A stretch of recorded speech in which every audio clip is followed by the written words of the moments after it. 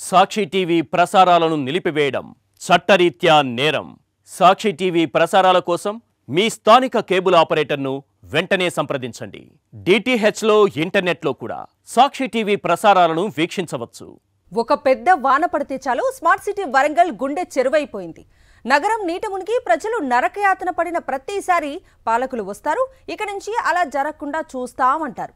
ఆ తర్వాత నగరం వైపు తొంగి కూడా చూడరు. 3 ఏళ్ల క్రితం వరంగల్ నగర్ నిండా మునిగినప్పుడు బీఆర్ఎస్ వర్కింగ్ ప్రెసిడెంట్ కేటీఆర్ వచ్చి శాశ్వతంగా ముంపు నివారణ చర్యలు చేపడతామన్నారు. ఆ పనులేవీ మొదలు కాలేదు. 2 ఏళ్ల క్రితం కాంగ్రెస్ అధికారంలోకి వచ్చింది. వరంగల్ నగరం ముంపు నివారణ కోసం ఇంతవరకు చేసిందేమీ లేదు. ఇప్పుడు మోంధా తుఫాను తెచ్చిన వర్షాలు వరంగల్ను మళ్లీ ముంచాయి. ఈసారి ముఖ్యమంత్రి రేవంత్ వచ్చి వెళ్లారు. ఇప్పటికైనా ఏదైనా జరుగుతుందా? షరా మామూలేనా? 2 గంటల పాటు పెద్ద వాన వస్తే చాలు కాకతీయుల రాజధానిగా ఓ వెలుగు వెలిగిన వరంగల్ నగరం జలమయమైపోతుంది. అటువంటిది 18 గంటల పాటు ఎడతెరిపి లేకుండా వర్షం పడితే ఇక చెప్పేదేముంది? వరంగల్ నగరంలో పడవలు వేసుకుని తిరగాల్సిన పరిస్థితి నెలకొందిప్పుడు.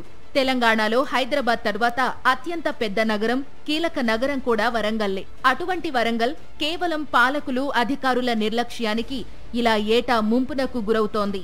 పెరుగుతున్న జనాభాకు, అవసరాలకు అనుగుణంగా నాలాల విస్తరణ జరగడం లేదు.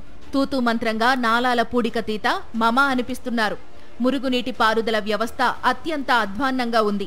ఇది లోతట్టు ప్రాంతాల ప్రజలకు శాపంగా పరిణమిస్తోంది. 3 ఏళ్ల క్రితం వరంగల్ నగరంలో వరద నీరు పోటెత్తింది. భారీ వర్షాలకు నగరమంతా ముంపునకు గురయ్యింది. అప్పటి బీఆర్ఎస్ వర్కింగ్ ప్రెసిడెంట్, రాష్ట్ర మంత్రి కల్వకుంట్ల తారక రామారావు వరంగల్ పర్యటించి పరిస్థితిని సమీక్షించారు. భవిష్యత్తులో నగరం ముంపునకు గురయ్యే ప్రమాదం లేకుండా శాశ్వత ముంపు నివారణ చర్యలు చేపడతామని భరోసా ఇచ్చారు. పనులు మొదలు పెట్టాలని అధికారులను ఆదేశించారు.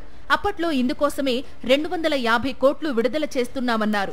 మరి ఆ నిధులేమయ్యాయో తెలీదు, కానీ ఎలాంటి నివారణ పనులు చేపట్టలేదు. గత ఎన్నికల్లో కాంగ్రెస్ అధికారంలోకి వచ్చింది. 20 నెలల పాలన పూర్తయింది, కానీ వరంగల్ నగరాన్ని మాత్రం పట్టించుకోలేదు.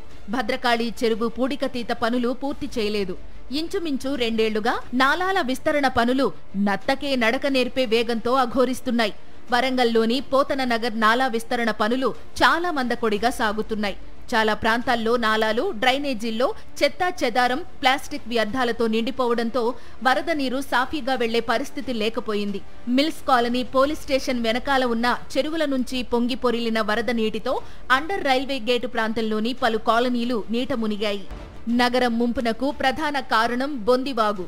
అటువంటి బొందివాగు నాలాపై అధికారులు నిర్లక్ష్యం వహిస్తున్నారు. అండర్ రైల్వే గేటు ప్రాంతంలోని కాలనీల నుంచి వచ్చే వరద నీరు బొందివాగు గుండా వెళ్లాలి. అయితే బొందివాగు ఆక్రమణలకు గురి కావడంతో ఆ నీరంతా ఇళ్లల్లోకి వచ్చేస్తోంది. బొందివాగుకు సరిహద్దులు ఏర్పాటు చేసి విస్తరించాలని గతంలో సూచనలు చేసినా వాటిని అమలు చేయలేదు.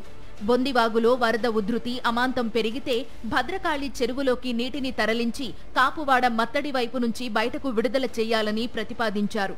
అది కూడా ఆచరణలోకి రాలేదు. సాయినగర్, ఎన్టీఆర్ కాలనీ, సంతోషిమాత కాలనీలు నీట మునిగాయి. హంటర్ రోడ్డు ప్రధాన రహదారి గతంలో ఎప్పుడూ లేని విధంగా మునిగిపోయింది. అలాగే స్టేషన్ రోడ్డు నుంచి వచ్చే వరద నీరు మేదరవాడ మీదుగా 12 మోరీలకు చేరాల్సి ఉండగా వరంగల్ చౌరస్తా ప్రాంతంలోని కల్వట్టులో మిషన్ భగీరథ పైప్ లైన్ వేయడంతో ఆ ప్రాంతమంతా ముంపునకు గురైంది. ఇప్పటికైనా పాలకులు కళ్లు తెరవాలి.